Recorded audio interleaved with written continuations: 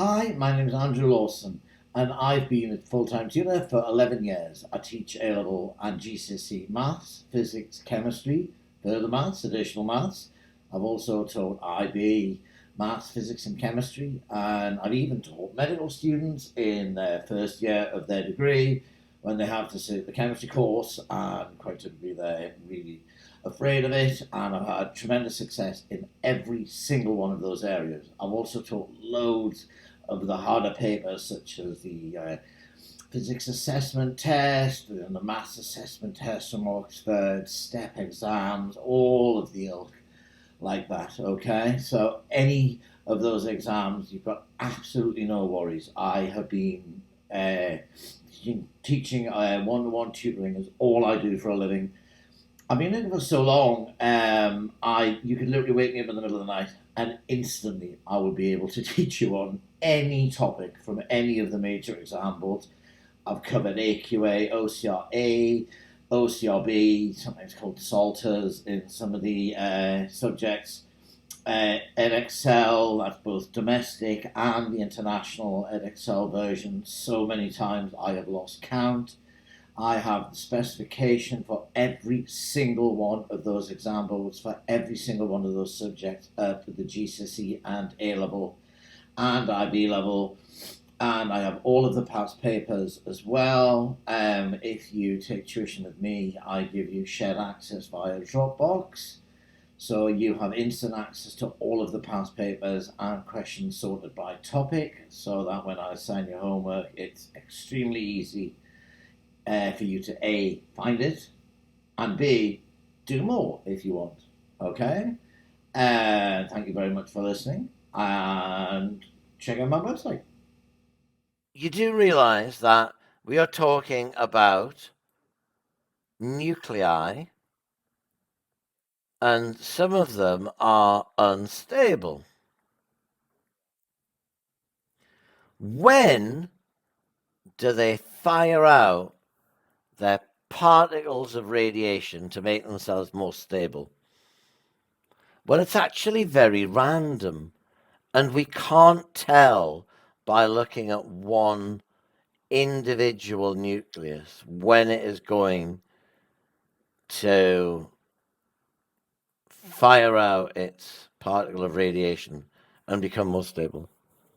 But we can tell how long it will take half of the nuclei to do that. So let's think about that. So the length of time for a half of the unstable nuclei to decay is constant. Okay?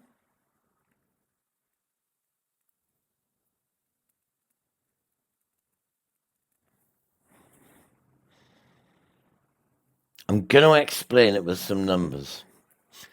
So I'm going to make up an element and a half-life. So we're going to have nuclei or isotope. Yeah, let's say we have isotope X. Okay? And it has a half-life of 40 seconds. Okay? This length of time for half the unstable nuclei to decay is the half-life. Because it's how long half of them live. So imagine we start with,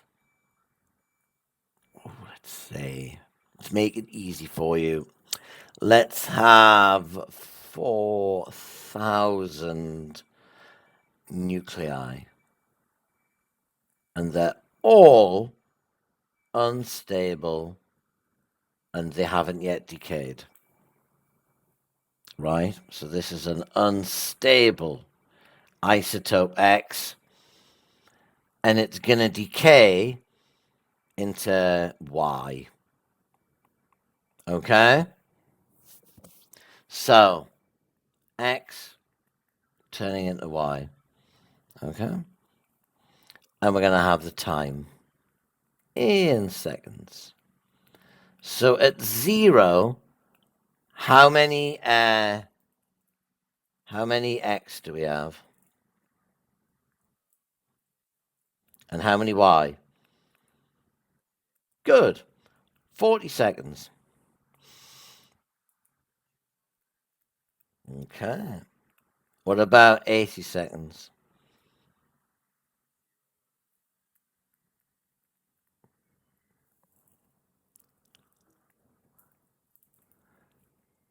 It's the length of time it takes for unstable nuclei. We only have 2,000 unstable nuclei now.